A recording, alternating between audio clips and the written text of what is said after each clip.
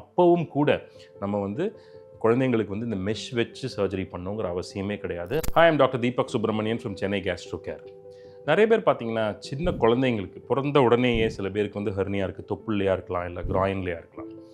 ஜென்ரலாக இந்த மாதிரி ஹெர்னியாஸ் வந்து அந்த குழந்தை வளரும் பொழுது, ஒரு 3 வயசு ஆகும் பொழுது, 4 வயசு ஆகும் பொழுது, அந்த உடம்புல அந்த குழந்தைக்கு அந்த டிஷ்யூஸ் பெட்டராகி ஸ்ட்ரென்த் வரும்பொழுது அந்த ஹெர்னியாஸ் யூஸ்வலாக மறைஞ்சிரும். ஸோ ஜென்ரலாக பிறப்புலேயே இருக்கிற ஹெர்னியாஸ் வந்து நாங்கள் யூஸ்வலாக சர்ஜரி உடனே பண்ணணும்னு சொல்லவே மாட்டோம்.